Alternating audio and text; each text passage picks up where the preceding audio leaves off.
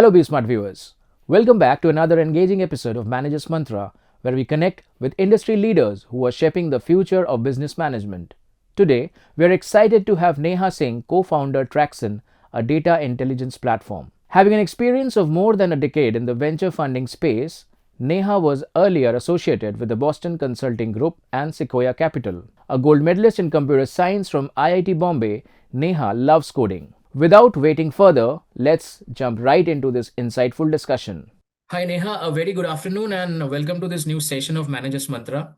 We are very glad to have you in this session, and I'm sure that our viewers will just love this session. Thanks a lot. Excited to be here. Okay, Neha. So let us just start discussing the questions without keeping you wait. Neha, my first question to you is, you have a very strong academic background, computer science engineering from IIT Mumbai, and then an MBA from Stanford. One of the most elite combinations of professional degrees one can have today. So, how has it actually helped to shape your career? And do you think that is a blend of engineering and management studies a compulsion to run a data analytics startup today? So yes, I think both of them, both of educational sort of institution play a big role in probably your journey, beyond as entrepreneurs or as business leaders. If I were to sort of look back and across both the stints, so one is obviously IIT Bombay, where I did computer science as an undergrad, and I think obviously having that as a background is very foundational, if you are in the field of technology, I would say, because, you see, there are a lot of those building blocks that you learn, when you're doing your com science undergrad, that is very helpful in your subsequent times when you are building or a part of any technology company, I would say, right? Even when that wave changes. So today, it's AI and, like probably a decade back, it was cloud, etc. But just the transition, right? Like that is obviously much more easier to understand, to adopt to, if you have that foundational building blocks, I would say. So I think that is probably one big part of in having that engineering background. B school is obviously very different. That is that probably widens your perspective, because in addition to to the core subjects, you also have a lot of other subjects which are important for a business perspective, right? So you also taught like marketing, you're also taught organization building, more deeper into finance, etc. Right? So there you have a more wider perspective, I would say, in a business school. One of the focus of business schools is also like soft skills, right? Which they talk about, where can it be just a better communication? It can be your leadership skill, working with teams, etc. That's another part that you sort of take away uh, as part of all these courses. And I think one key part, across both your colleges is just the network that you have of your peers, and they set the bar high in terms of whatever you're sort of building. You always have, those peers who have probably been there, done that, and taken it to a very next level. So I think that is also a key part, in across both, is just having that, that network, which is, just raises the high bar, as well as which is very accessible for whatever you want to do, right?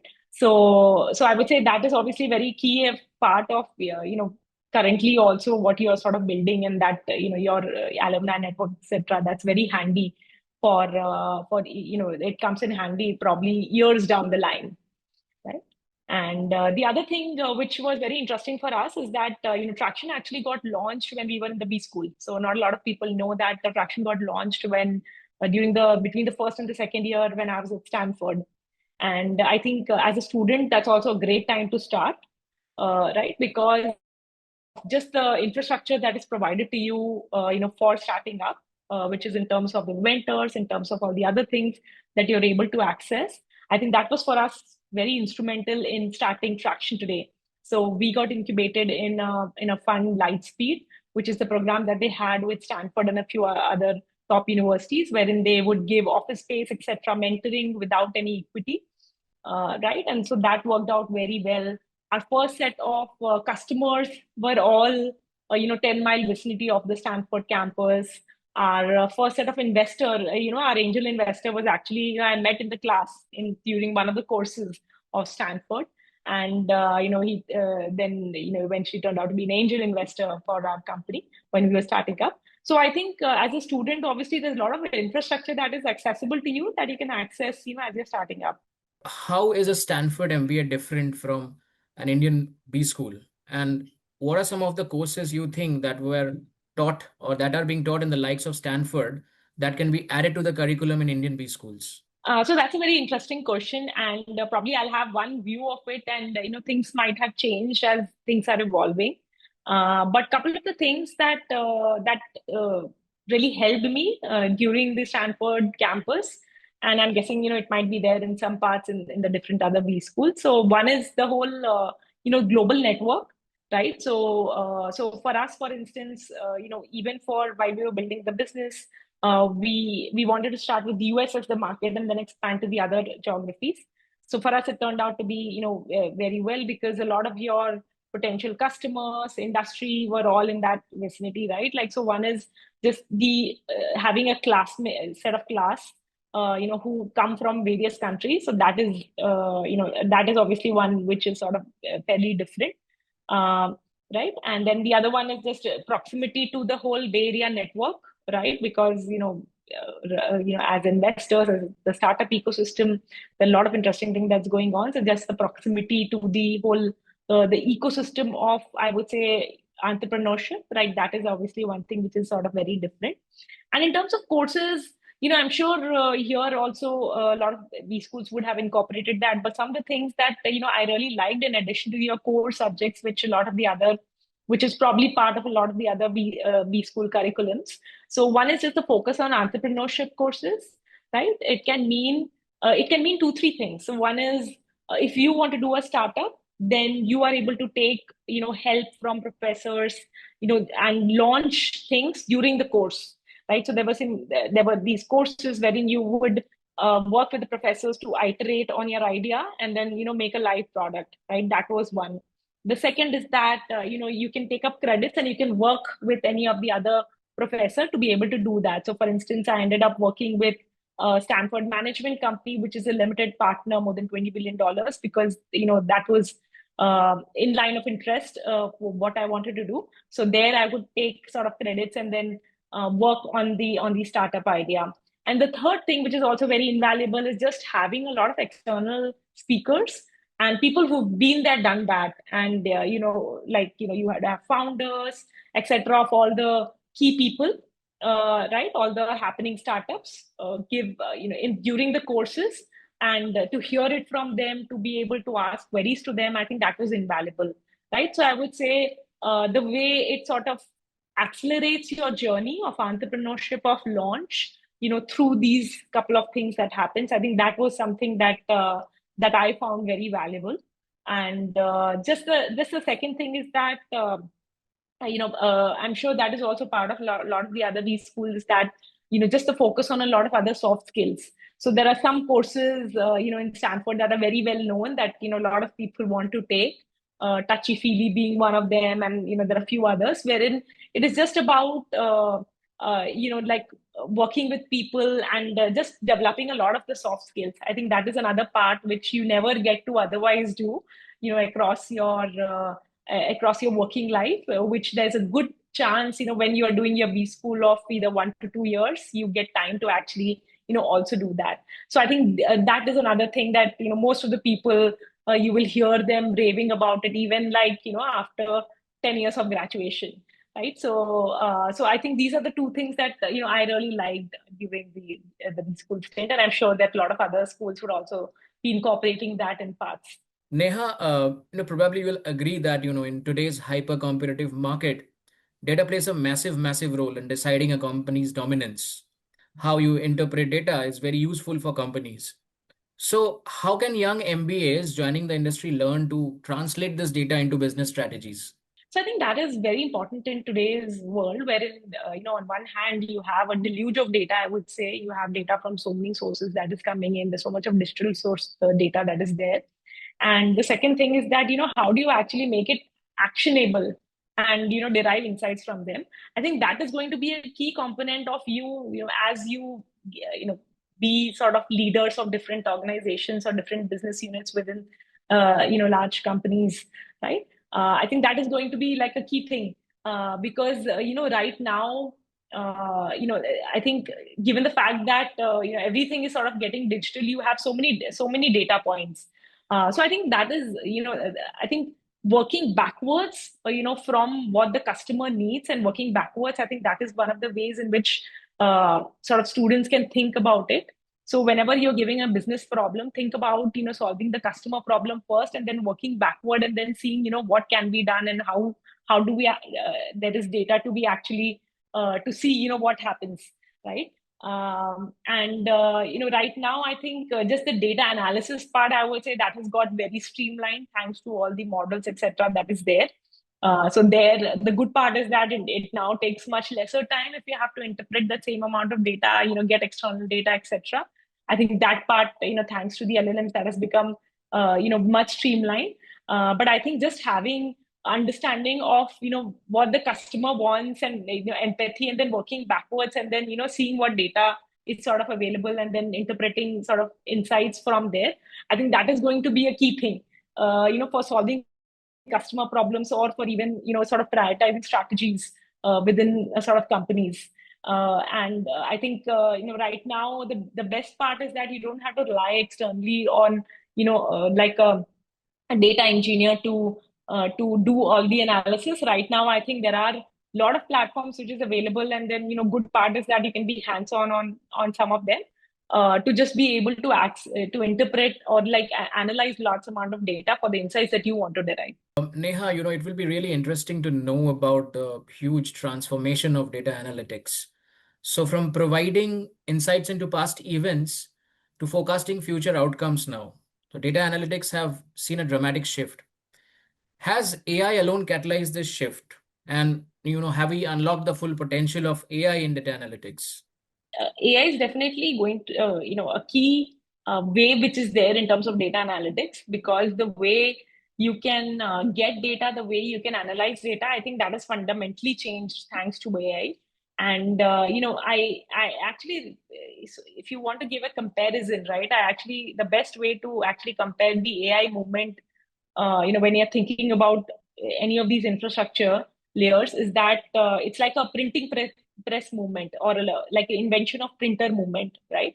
So to give you an example, if you have to send out like papers, pamphlets to like 100 people, so you have a set of papers, and then you can write as beautifully as you want, and you can write as fast as you want, but you'll not be able to compete with anyone who is using a printer, right? So it is that kind of a movement today which is there, thanks to AI. And if you can do a problem with using AI, and and if you're not doing that, then it just not comparable, I would say. So similarly, the thing about using AI for any sort of data analysis, right now, it has fundamentally changed. I think the way you can aggregate data, the way you can analyze data, thanks to the LLMs. There are few things which LLMs are really good at, right? Like just sort of mining a lot of unstructured, I would say, documents, deriving insights from there. And as a as sort of a student, I think you just have to be hands-on to all of these, to be able to leverage it, because I think the game has completely changed, and you have to really understand what you can do, what you cannot do. So even for those people who have not done coding, I would say that experiment with what you can do with the LLMs. You can actually write codes, you can actually write good scripts, you can actually like have like a whole assistant based on that, so you can actually have different programs for different type of assistant, right? And just use that. Even if you've not done coding, don't be afraid of it. You can actually right now the way you can interact with LLMs is much easier. You can interact with English, but sort of more structured, and you should use those for any sort of data processing that you're doing today. So Neha, a lot of the students who will be viewing this interaction, they will be interested to go out and found their own startups after they pass out from the B schools. And we are probably seeing a never seen craze among students for, becoming entrepreneurs. Now, Tracxn through its data connects investors with the startups. So if I view myself as an investor and I open the Tracxn database, I'll get a list of companies, the funding rounds, and all of that. You being an investment analyst yourself in Sequoia, what is your advice to the Gen Z founders seeking funds and how to be on the good books of the investors? That's a great question. And, obviously now is a great time to start. So I also started when I was in the B school. And, I think it's a great time to start if you are a B school student. And, the interesting part is that, as founders, you spend so much effort in finding out investors. But the other thing that you actually don't see is that investors also spend a lot of effort in finding out companies, right? So one of their job is also to find out companies, and that is why we had built the platform Tracxn, because it just should make it easier for an investor if they want to find out, for instance, companies which are coming out of a particular campus. Then it should be much easier for an investor to be able to find out, those set of investors, and they should spend less time in finding out versus more time in like meeting companies and doing the next level of analysis, right? So that is definitely there on both the sides. But having said that, if you're a student and if you want to, think about what are the ways to, as you are reaching out to investors, or you are, thinking about funding for for your, startup, there are a few things that I would probably, leave, which are very handy. So one is that, go to the investor through an introduction, right? So as an investor, you actually get a lot of cold mails, a lot of decks which are being sent to you. What differentiates is actually, if you've taken the effort to reach out to an investor through an introduction, right? It can be an alum who's probably working in a fund, or it can be an alum whose company is funded by the investor, and then you are, taking their help to actually reach out to an investor. But you actually think, like putting in some thought to actually, reach to an investor through an introduction, rather than just cold mailing them, right? So I think that is one thing which is probably, handy. The second thing is that as you are pitching to investor, a lot of time in, people spend effort in selling, their team and their execution, right? One of the critical things for an investor to invest is that also understanding, betting behind the bucket, right? And if you ask some of the investors, a lot of times you would also hear that if I have to bet between like a team in a B market versus a B team in an A market, they might go for the latter, right? Which is, betting on a large growing market.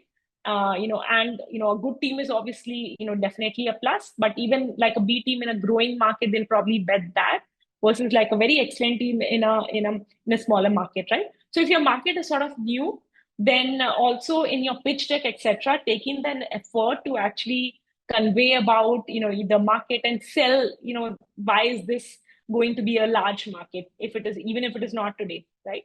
So I think that is the second thing that I would say, that as you're thinking about your pitch decks, as you're thinking about your interactions with your investors, in addition to your team and your execution, also think about, selling the market and the vision that you have for the market, right?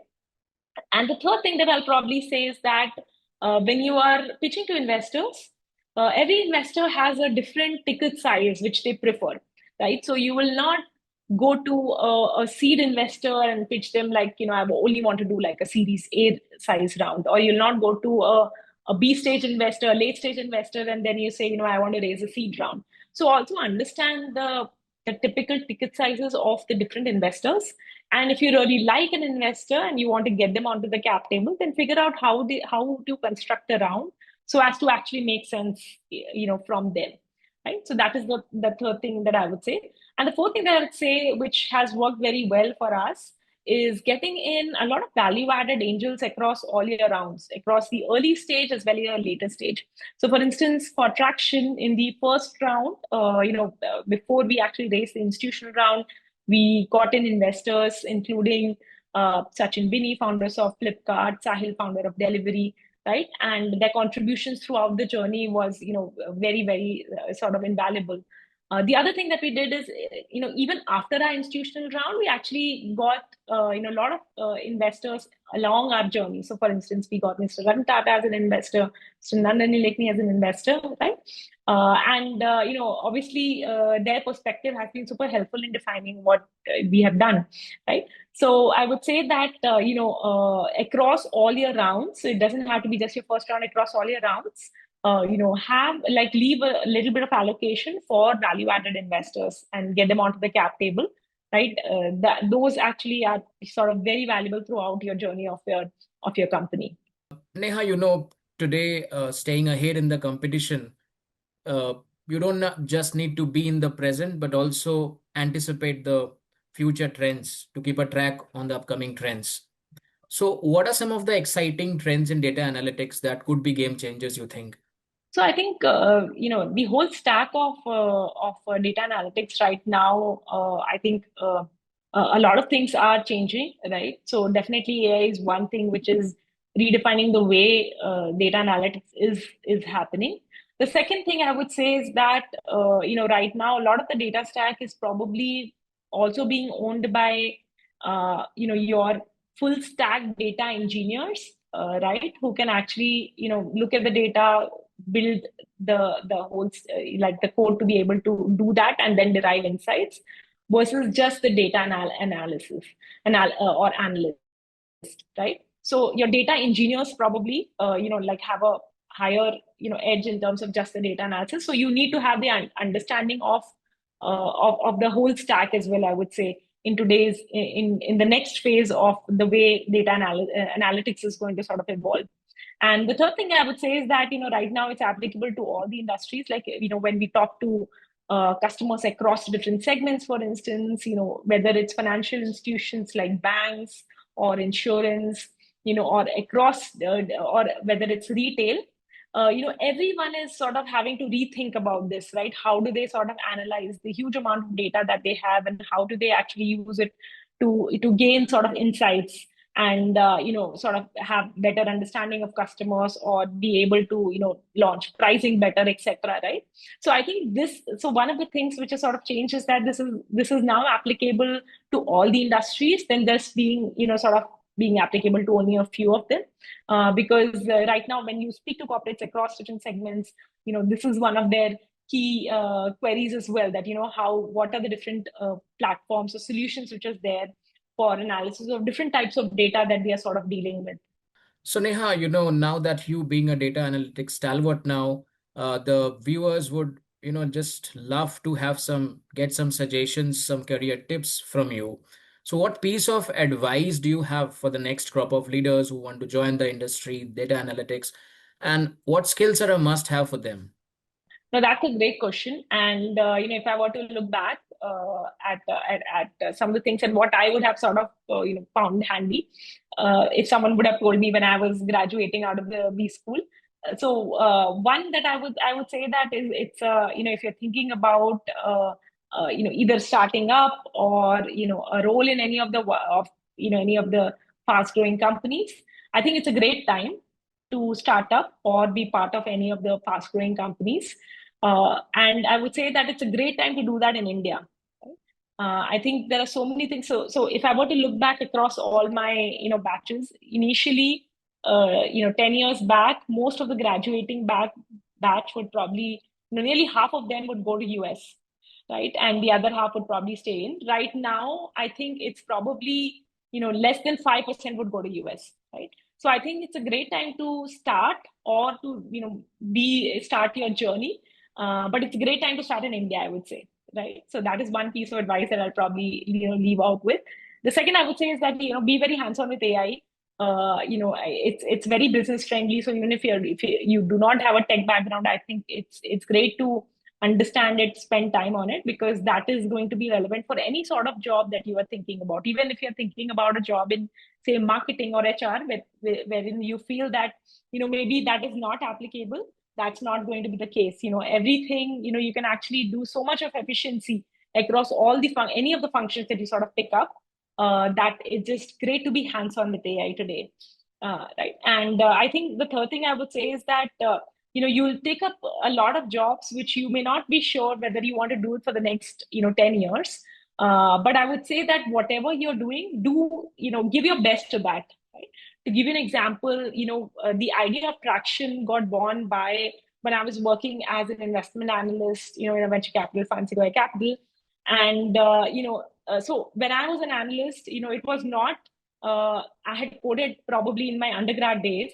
And, it was not required for me to, do anything. But the first version of Tracxn was actually coded by me, right? So it was never sort of expected as an analyst that you would probably code, but I just found it very, very efficient to do my job, right? Like, for instance, if I have to analyze, like, 100 companies, if I were to do it manually, it'll take me like a week versus, I can do it in an hour, right? So I think just the efficiency it got, right? And because of those weekends that I actually spent coding, the idea of Tracxn got born, and the whole platform got launched.